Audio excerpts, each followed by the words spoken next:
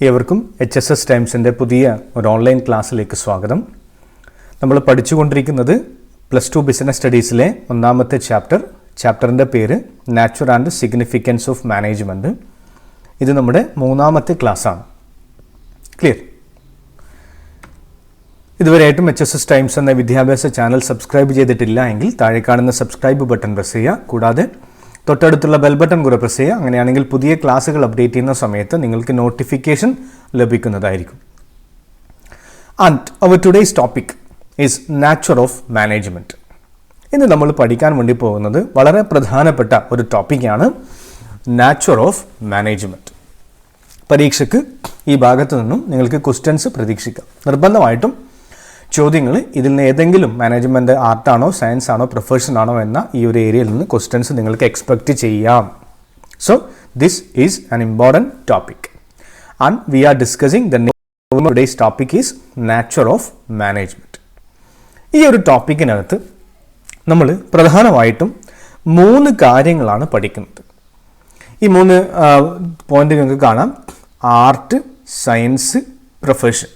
ഇവിടെ നമ്മൾ പരിശോധിക്കുന്നത് മാനേജ്മെൻറ്റ് ഒരു ആർട്ടാണോ അല്ലയോ, ഒരു കല, ഡാൻസിങ്ങും സിംഗിങ് ഒക്കെ പോലെ മാനേജ്മെൻറ്റ് ഒരു ആർട്ടാണോ അല്ലയോ, whether management is an art like singing, dancing, painting etcetera. രണ്ടാമതായിട്ട് നമ്മൾ പഠിക്കുന്നത് whether management is a science. Management ഫിസിക്സും കെമിസ്ട്രിയും ഒക്കെ പോലെ ഒരു സയൻസ് ആണോ എന്നതാണ് രണ്ടാമത് പഠിക്കുന്നത്.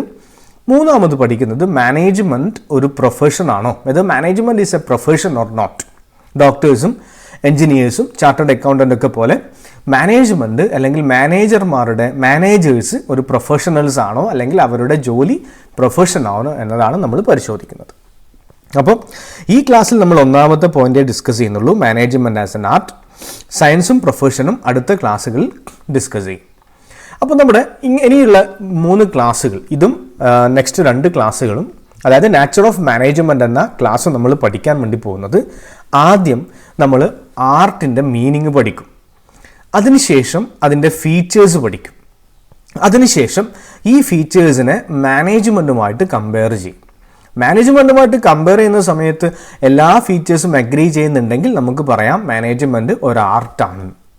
ഇനി ഇല്ല എങ്കിൽ നമുക്ക് പറയാം മാനേജ്മെൻറ്റ് ഒരു ആർട്ടല്ല എന്ന്. ആ സെയിം പ്രോസസ്സ് സയൻസിലും പ്രൊഫഷനിലും നമ്മൾ റിപ്പീറ്റ് ചെയ്യും. ഓക്കെ, അപ്പോൾ നമുക്ക് നമ്മുടെ ടോപ്പിക് ആരംഭിക്കാം. Management as an art. Management as an art. എന്താണ് ആർട്ട് എന്ന് പറഞ്ഞു കഴിഞ്ഞാൽ ആ ചിത്രത്തിലേക്ക് നോക്കിയേ. ഡാൻസിങ്, സിംഗിങ്, പെയിൻറ്റിങ്, ഇതൊക്കെ ആർട്ടാണ്, കലാരൂപങ്ങളാണ്. ഇല്ലേ? ആ ഡാൻസിങ്ങും സിംഗിങ്ങും ഒക്കെ ചെയ്യുന്ന ആൾക്കാരെ നമ്മൾ വിളിക്കുന്ന പേര് ആർട്ടിസ്റ്റ് എന്നാണ്, കലാകാരന്മാർ എന്നതാണ്. ഇപ്പോൾ ഈ ക്ലാസ് കാണുന്ന പല വിദ്യാർത്ഥികളും കലാകാരന്മാരും കലാകാരികളൊക്കെ ആയിരിക്കും. എന്താണ് മക്കളെ ആർട്ട് എന്ന് പറഞ്ഞു കഴിഞ്ഞാൽ? എപ്പോഴാണ് ഒരാൾ ഒരു ആർട്ടിസ്റ്റ് ആയിട്ട് മാറുക? Art refers to practical application of knowledge and personal skill to achieve desired result. ആർട്ട് റെഫേഴ്സ് ടു പ്രാക്ടിക്കൽ ആപ്ലിക്കേഷൻ ഓഫ് knowledge and personal skill to achieve desired result. Art എന്ന് പറഞ്ഞു കഴിഞ്ഞാൽ നമ്മൾക്കുള്ള നോളജും നമ്മുടെ കഴിവും, നമ്മുടെ അറിവും കഴിവും പ്രാക്ടിക്കലായിട്ട് അപ്ലൈ ചെയ്യണം, പ്രായോഗികമായിട്ട് നമ്മൾ പ്രയോഗിക്കണം. എന്തിനു വേണ്ടിയിട്ട്? ഒരു ലക്ഷ്യം നേടാൻ വേണ്ടിയിട്ട്. ഒരു എക്സാമ്പിൾ നോക്കാം. സപ്പോസ് എനിക്ക് നന്നായിട്ട് പാട്ട് പാടാൻ അറിയാം. എനിക്ക് യേശുദാസിനേക്കാൾ മനോഹരമായിട്ട് പാട്ട് പാടുന്ന ഒരാളാണെന്ന് വിചാരിക്കാമല്ലോ, കുഴപ്പമൊന്നുമില്ലല്ലോ. പക്ഷേ ഞാൻ എൻ്റെ വീട്ടിനകത്ത് വെച്ച് മാത്രമേ പാട്ട് പാടുകയുള്ളൂ. ഒരു പബ്ലിക് പ്ലേസിലും പൊതുവേദികളിലൊന്നും ഞാനത് പാട്ട് പാടുന്നില്ല. അങ്ങനെയാണെങ്കിൽ ഞാനൊരു ആർട്ടിസ്റ്റ് അല്ല. എനിക്ക് നോളജും ഉണ്ട്, സ്കില്ലും ഉണ്ട്, പക്ഷേ ഞാൻ ആരല്ല? ഒരു ആർട്ടിസ്റ്റ് അല്ല എന്ന് മനസ്സിലാക്കുക. അപ്പോൾ എപ്പോഴാണ് ആർട്ടിസ്റ്റ് ആവുക? എനിക്ക് നന്നായിട്ട് പാടാൻ കഴിവുണ്ടെങ്കിൽ ഞാൻ എന്ത് ചെയ്യുക? വല്ല ഐഡിയ സ്റ്റാർ സിംഗറിൻ്റെ വേദിയിലോ അല്ലെങ്കിൽ മറ്റേതെങ്കിലും ഗാനമേളകളിലോ സിനിമയിലൊക്കെ പാടിയിട്ട് ലോകമൊക്കെ അറിയപ്പെട്ട് കഴിഞ്ഞാൽ ഞാൻ ആരായിട്ട് മാറി? ആർട്ടിസ്റ്റായിട്ട് മാറി. ഇനി എനിക്ക് പാട്ട് പാടാനൊന്നും കഴിവില്ല. നിങ്ങളിപ്പോൾ ഈ സൂപ്പർ സ്റ്റാർ സിംഗറിൻ്റെയൊക്കെ എലിമിനേഷൻ റൗണ്ടൊക്കെ കണ്ടിട്ടുണ്ട്. അതിനകത്ത് തീരെ പാട്ട് പാടാൻ കഴിവില്ലാത്ത കുട്ടികൾ വന്നിട്ട് സെലക്ഷന് വേണ്ടിയിട്ട് വരും. അപ്പോൾ പല ആൾക്കാരും കളിയാക്കി വിടുന്ന വീഡിയോസൊക്കെ ഉണ്ട്. അത് ഞാൻ ഇതിലിപ്പോൾ ആഡ് ചെയ്യുന്നില്ല, ക്ലാസ് എടുക്കുന്ന സമയത്ത് കാണിക്കാറുണ്ട്. അപ്പോൾ കഴിവ്, നമുക്ക് നോളജും സ്കില്ലും ഇല്ല, നമ്മൾ പ്രാക്ടിക്കലായിട്ട് എല്ലാ സ്ഥലത്തും പോയിട്ട് പാടിയത് കൊണ്ട് നമ്മൾ ആരായി തീരില്ല, ആർട്ടിസ്റ്റ് ആവില്ല. അപ്പോൾ in order to become an artist, knowledge is needed and also personal skill is needed. അറിവും ആവശ്യമാണ്, പേഴ്സണൽ സ്കില്ലും ആവശ്യമാണ്. അപ്പോൾ art refers to practical application of knowledge and personal skill to achieve desired results. It can be acquired through study, observation and experience.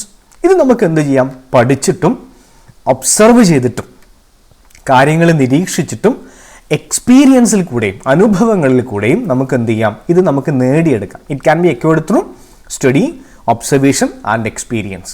Examples dancing, singing, painting etcetera are the examples of art. Clear? അപ്പോൾ നമ്മൾ ഇതിൻ്റെ meaning പഠിച്ചു.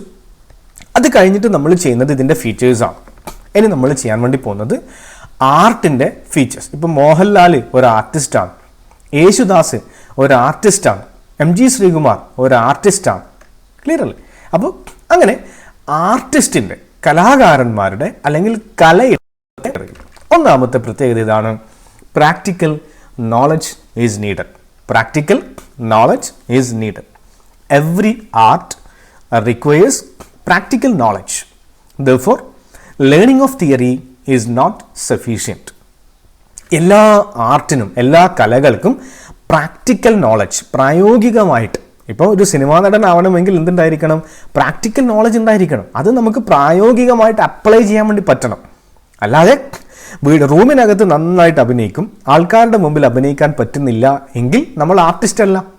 അപ്പം knowledge ഉണ്ട്, അത് practical knowledge ആയിരിക്കണം, പൊതുജനങ്ങളുടെ മുമ്പിൽ പ്രകടിപ്പിക്കാൻ പറ്റുന്ന അറിവുണ്ടായിരിക്കണം. Every artist or every art require practical knowledge.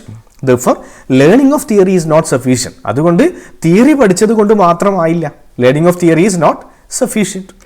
Second one, personal skill is needed or personalized application. Personalized application. Theoretical base may be the same for every artist, but each one has his own style and approach towards his job. Personal skill എന്ന് പറഞ്ഞു കഴിഞ്ഞാൽ ഇപ്പം നിങ്ങളൊന്ന് ആലോചിച്ച് നോക്കുക,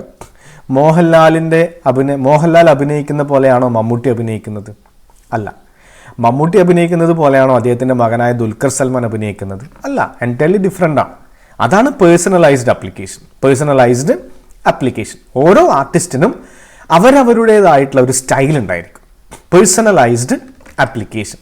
theoretical base may be the same. അതുപോലെ തന്നെ യേശുദാസ് പാടുന്നത് പോലെയല്ല എം ജി ശ്രീകുമാർ പാടുന്നത് പോലെയല്ല നമ്മുടെ വേണുഗോപാൽ പാടുന്നത്. അവരൊക്കെ ഓരോ സ്റ്റൈൽ ഉണ്ടായിരിക്കും.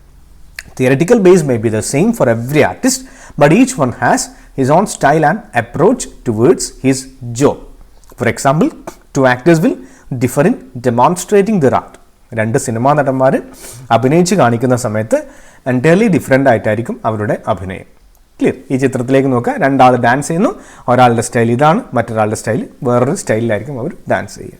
ക്ലിയർ? മൂന്നാമത് creativity.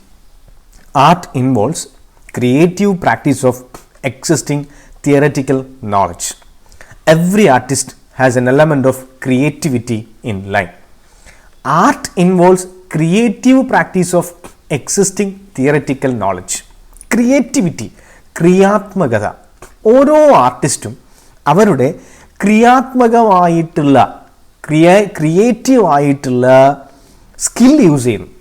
Every artist has an element of creativity in line.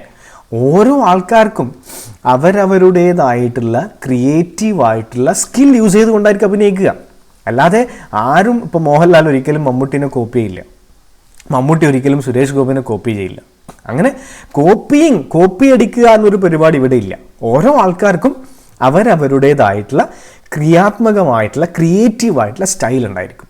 അതാണ് creativity. Art involves creative practice of existing theoretical knowledge. ആർട്ടിനകത്ത് എന്തുണ്ട്? നിലവിൽ ഒരാളിൽ അടങ്ങിയിരിക്കുന്ന തിയററ്റിക്കൽ നോളജിനെ ക്രിയാത്മകമായിട്ട് പുറത്തേക്ക് കൊണ്ടുവരുന്നു ആർട്ട് അല്ലെങ്കിൽ artist. Every artist has an element of creativity in life. മൂന്നാമത്തത് perfection through practice or improvement through practice. നമ്മൾക്കറിയാം practice makes man perfect. Practice ജനങ്ങളെ പെർഫെക്റ്റ് ആക്കി മാറ്റുന്നു. ഒരു മനുഷ്യനെ പെർഫെക്റ്റ് ആക്കി മാറ്റുന്നത് പ്രാക്ടീസാണ്.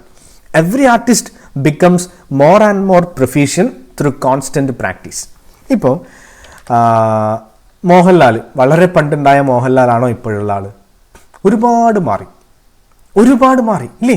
ഒരു പ്രാക്ടീസ് വഴി. ഇപ്പം ദിലീപിൻ്റെയൊക്കെ പഴയ സിനിമ നിങ്ങൾ എടുത്തു കഴിഞ്ഞാൽ, പഴയ മിമിക്സ് പരേഡ് പോലെ സിനിമകൾ എടുത്തു കഴിഞ്ഞാൽ അവിടെ ഇപ്പോഴുള്ള ദിലീപല്ല പണ്ടുള്ളത്.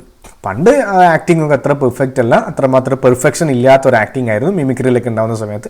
ഇപ്പം വളരെ ഇഫക്റ്റീവായിട്ടുള്ളൊരു നടനായിട്ട് അദ്ദേഹം മാറി. അപ്പോൾ ഈ ചിത്രത്തിലേക്ക് നോക്കുക. ഇത് ഞാൻ വെറുതെ ഒരു സിംബോളിക്കായിട്ട് കൊടുത്തു എന്നേ ഉള്ളൂ. ഇതൊരു കുട്ടിയാണ്. ഈ കുട്ടി ഇങ്ങനെ ചെറുപ്പത്തിൽ വയലിൻ പഠിച്ചു. കുറച്ച് വലുതാവുന്ന സമയത്ത് കുറച്ചുകൂടി എഫക്റ്റീവായി. പിന്നെ വലുതായിട്ടൊരു 30-28 വയസ്സൊക്കെ ആവുന്ന സമയത്ത് വളരെ പെർഫെക്റ്റ് ആയിട്ട് ഈ വയലിൻ യൂസ് ചെയ്യാൻ വേണ്ടി പറ്റും. അപ്പോൾ perfection through practice. Practice makes a man perfect. Every artist becomes more and more proficient through constant practice. ഓരോ ആർട്ടിസ്റ്റും എന്താണ് ഇംപ്രൂവ്മെൻറ്റിൽ കൂടി ഇഫക്റ്റീവായിട്ട് മാറും. പെർഫെക്ഷൻ, അതിൻ്റെ ഏറ്റവും പെർഫെക്ഷൻ, ഏറ്റവും നല്ല സ്കില്ല് അറ്റൈൻ ചെയ്യാൻ വേണ്ടി പറ്റുന്നു. Practice makes a man perfect. Every artist becomes more and more efficient through constant practice. Constant ആയിട്ട് കണ്ടിന്യൂസ് ആയിട്ട് പ്രാക്ടീസ് ചെയ്ത് കഴിഞ്ഞാൽ ആർട്ടിസ്റ്റ് പെർഫെക്റ്റ് ആയിട്ട് മാറും എന്നതാണ് 4ാമത്തെ പോയിന്റ്, പെർഫെക്ഷൻ ത്രൂ പ്രാക്ടീസ്. 5ാമത്തത് ഗോൾ ഓറിയൻറ്റഡ് ആക്ടിവിറ്റി. ആർട്ടിൻ്റെ 5ാമത്തെ ഫീച്ചർ ഇതാണ്, goal oriented activity. Every art is result oriented as it seeks to achieve concrete result. ഓരോ കലാകാരനും ഒരു ലക്ഷ്യമുണ്ടായിരിക്കും. എല്ലാ കലാകാരന്മാർക്കും ഒരു ലക്ഷ്യമുണ്ടായിരിക്കും. 4 ആൾ അറിയുന്ന ഒരു ആർട്ടിസ്റ്റായിട്ട് മാറുക, ഇന്ന കാര്യങ്ങൾ ചെയ്യുക. Every art is result oriented. ഓരോ കലയും എന്താണ്? ഗോൾ ഓറിയൻറ്റഡ് ആണ്. As it seeks to achieve concrete result. എന്തുകൊണ്ട്? വളരെ കോൺക്രീറ്റ് ആയിട്ട്. ഇപ്പം ഒരു എക്സാമ്പിൾ, ഇപ്പം നമ്മൾ ഇപ്പോൾ ഈ ഐഡിയ സ്റ്റാർ സിംഗറിലൊക്കെ വരുന്ന ആൾക്കാർ, ഐഡിയ എന്നാൽ ഇപ്പോൾ വേറെന്തോമാണ്, സ്റ്റാർ സിംഗർ എന്നുള്ള പരിപാടിയിലൊക്കെ വരുന്ന ആൾക്കാർ, അവർ വരുന്ന സമയത്ത് എന്താണ്, അത്രയൊന്നും നന്നായിട്ടൊന്നും പാടാൻ അറിയില്ല. അപ്പോൾ അവർക്കൊരു എയിം ഉണ്ടായിരിക്കും, എന്താണ്? പാട്ട് പാടി ജയിച്ച് 1ാം സ്ഥാനം നേടി അതുവഴി സിനിമയിൽ പാട്ട് പാടി ലോകമറിയുന്ന ഒരു ഗായകനായിട്ട് മാറണം എന്നുള്ളൊരു എയിം ഉണ്ടായിരിക്കും. അപ്പോൾ എല്ലാ കലാകാരന്മാർക്കും എന്താണ്? 4 ആൾ അറിയുക എന്നൊരു ലക്ഷ്യമുണ്ട്. അതാണ് goal oriented activity. Every art is result oriented as it seeks to achieve concrete results. ഇനി നമുക്കിതിനെ കമ്പയർ ചെയ്യാം. അപ്പോൾ നമ്മളിപ്പോൾ പഠിച്ചത് ആർട്ടിൻ്റെ ഫീച്ചേഴ്സാണ്. Now we will compare the features of art with management. അപ്പോൾ ആർട്ടിൻ്റെ ഫീച്ചേഴ്സ് ഏതൊക്കെയാണ്? Practical knowledge, personal skill, creativity, perfection through practice, goal oriented. ഇതിനെ നമുക്ക് എന്ത് ചെയ്യാം? മാനേജ്മെൻറ്റുമായിട്ട് കമ്പയർ ചെയ്യാം. മാനേജ്മെൻറ്റുമായിട്ട് കമ്പയർ ചെയ്യുന്ന സമയത്ത് നിങ്ങൾ ഓർമ്മിക്കണം, മാനേജ്മെൻറ്റ് എന്ന് പറഞ്ഞു കഴിഞ്ഞാൽ ഒരു മാനേജർ ചെയ്യുന്നത് എന്താണോ അതാണ് management. What A manager perform in an organisation is known as management. ഒന്നാമത് പ്രാക്ടിക്കൽ നോളജ്. ഒരു മാനേജർ ആവണമെങ്കിൽ പ്രാക്ടിക്കൽ നോളജ് ആവശ്യമാണോ? ഇപ്പോൾ വലിയൊരു കമ്പനി, ഇപ്പോൾ ടാറ്റ ഓട്ടോമൊബൈൽസ് എന്ന കമ്പനിയുടെ ഒരു മാനേജർ, അദ്ദേഹത്തിന് പ്രാക്ടിക്കൽ നോളജ് വേണ്ടേ? ആവശ്യമാണ്. പ്രാക്ടിക്കൽ നോളജ് ഇല്ല എങ്കിൽ ഒരിക്കലും ഒരാൾ നല്ല ഒരു മാനേജർ ആവില്ല. No one will become a good manager without practical knowledge. So practical knowledge is required for a manager. ഒരു മാനേജർക്ക് ഒന്നാമത്തെ ഫീച്ചർ ആയിട്ടുള്ള പ്രാക്ടിക്കൽ നോളജ് ആവശ്യമാണ്. രണ്ടാമത്തത് പേഴ്സണൽ സ്കില്ലാണ്. ഒരാൾക്ക് മാനേജർ ആവണമെങ്കിൽ പേഴ്സണൽ സ്കിൽ ആവശ്യമില്ലേ? യെസ്, ഡെഫിനറ്റ്ലി ആവശ്യമാണ്. പേഴ്സണൽ സ്കില്ലില്ലാതെ ഒരിക്കലും ഒരാൾ ഒരു നല്ല മാനേജർ ആവില്ല. അപ്പോൾ രണ്ടാമത്തെ ഫീച്ചറും അഗ്രി ചെയ്യുന്നു ഏതുമായിട്ട്? മാനേജ്മെൻറ്റുമായിട്ട്. മൂന്നാമത്തത് creativity. Management is also creative in nature. Creativity എന്ന് പറഞ്ഞു കഴിഞ്ഞാൽ ഇപ്പോൾ ഞാനൊരു മാനേജർ ആണെങ്കിൽ ഞാൻ എന്താണ് ഒരു കമ്പനിയെ മാനേജ് ചെയ്യുന്നു. അപ്പോൾ ഒരു കമ്പനിയെ മാനേജ് ചെയ്യുന്ന സമയത്ത് ഞാൻ മറ്റുള്ള മാനേജേഴ്സിനെ കോപ്പി അടിക്കില്ല, ഞാൻ എൻ്റേതായിട്ടുള്ള ഐഡിയാസ് യൂസ് ചെയ്തുകൊണ്ട് മാനേജ് ചെയ്യും. അപ്പം ക്രിയേറ്റിവിറ്റി എന്ന പോയിന്റും എവിടെ ഉണ്ട്? മാനേജ്മെൻറ്റിനകത്തുണ്ട്. Next perfection through practice, improvement through practice. ഇവിടെ ഉണ്ടോ? മാനേജ്മെൻറ്റിനകത്ത് ഉണ്ടോ? ഒന്ന് ആലോചിച്ച് നോക്കിയേ. നിങ്ങൾ MBA പഠിക്കുന്ന ഒരു കുട്ടിയാണെന്ന് വിചാരിക്കും. നിങ്ങൾ MBA പഠിച്ചു, 17, 20, 22 വയസ്സിൽ MBA പാസ് ഔട്ടായി. 23ാമത്തെ വയസ്സിൽ ഒരു കമ്പനിയിൽ ജോലി കിട്ടി. 23ാമത്തെ വയസ്സിൽ നിങ്ങൾ മാനേജറായി. ഇനി 10 വർഷം കഴിഞ്ഞ് കഴിഞ്ഞാൽ 33 വയസ്സായി കഴിഞ്ഞാൽ 23 വയസ്സ് നിങ്ങളായിരിക്കുമോ 33ാമത്തെ വയസ്സിൽ ഉണ്ടാവുക? നിങ്ങളുടെ എക്സ്പീരിയൻസിൽ നിന്നും നിങ്ങൾ കുറേ മാറി, കുറേ അറിവുകളും കുറേ സ്കില്ലൊക്കെ ഏൺ ചെയ്തിട്ട് നിങ്ങൾ വളരെ എഫിഷ്യൻ്റ് ആയിട്ടുള്ളൊരു മാനേജറായിട്ട് മാറും. അപ്പോൾ തീർച്ചയായിട്ടും മാനേജേഴ്സിനും എന്ത് ചെയ്യാം, അവരുടെ സ്കില്ല് പ്രാക്ടീസ് വഴി ഇമ്പ്രൂവ് ചെയ്യാം. അപ്പം ഈ ഫീച്ചറും ഓക്കെയാണ് ഏതിൻ്റെ കേസിൽ, മാനേജ്മെൻറ്റിൻ്റെ കേസിൽ. Next one goal oriented. നമ്മൾ ആർട്ട് ഒരു ഗോൾ ഓറിയൻറ്റഡ് ആക്ടിവിറ്റിയാണ്. മാനേജ്മെൻറ്റിൻ്റെ ആദ്യത്തെ ഫീച്ചർ തന്നെ ഇതാണ്, management is A goal oriented activity. എല്ലാ മാനേജേഴ്സിനും ഒരു ലക്ഷ്യമുണ്ടായിരിക്കും. എന്ത് ലക്ഷ്യമാണ്? കമ്പനിയുടെ ഒബ്ജക്റ്റീവ് നേടുക എന്നൊരു ലക്ഷ്യമുണ്ടായിരിക്കും. അപ്പോൾ management or manager is also the work of a manager is also a goal oriented activity.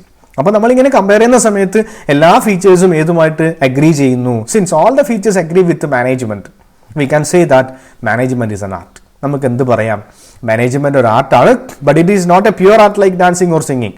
ഡാൻസിങ്ങിൽ singing പോലെ ഒരു പ്യുവർ ആർട്ടല്ല, ഒരു ടൈപ്പ് ആർട്ട് തന്നെയാണ് മാനേജ്മെൻറ്റ്. സോ ഇതാണ് നമ്മുടെ conclusion. Thus we can say that management. അപ്പോൾ ഇതാണ് നമ്മളിപ്പോൾ പറഞ്ഞ കാര്യം. Management can be set to be an art since it satisfies the following criteria. Practical knowledge is needed for a manager. Personal skill is needed for a manager. Creativity. Management is also creative in nature. Perfection through practice. Managers learn through an art of trial and error. Goal oriented. Management is a goal oriented activity. അവിടെ ഒരു വിട്ടുപോയിട്ടുണ്ട്, ക്ഷമിക്കുക.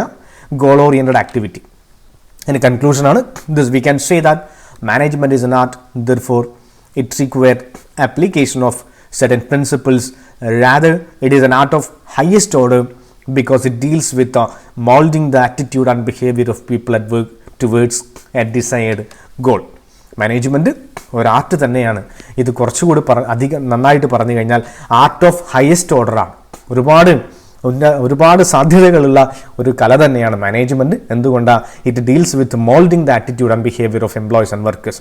ഇത് എന്തുമായിട്ട് deal ചെയ്യുന്നു? മനുഷ്യന്മാരെ, human റിസോഴ്സിൻ്റെ ആറ്റിറ്റ്യൂഡും ബിഹേവിയറൊക്കെ build ചെയ്തിട്ട് കമ്പനിയുടെ ലക്ഷ്യം നേടാൻ വേണ്ടി നമ്മളെ സഹായിക്കുന്ന ഒരു ആർട്ട് തന്നെയാണ് മാനേജ്മെൻറ്റ്. സോ ഈ ക്ലാസ് ഇവിടെ അവസാനിപ്പിക്കുകയാണ്. അപ്പോൾ നോട്ട്സ് ആവശ്യമുള്ള കുട്ടികൾ സ്ക്രീനിൽ കാണുന്ന hsstimes.blogspot.com എന്ന ബ്ലോഗ് വിസിറ്റ് ചെയ്ത് കഴിഞ്ഞാൽ ഈ ചാപ്റ്ററിൻ്റെ നോട്ട് നിങ്ങൾക്ക് ഡൗൺലോഡ് ചെയ്തെടുക്കാൻ വേണ്ടി പറ്റും. അപ്പോൾ മാനേജ്മെൻറ്റ് ആസ് എ സയൻസ് എന്ന ടോപ്പിക്ക് അടുത്ത ക്ലാസ്സിൽ ഡിസ്കസ് ചെയ്യാം. Thank you.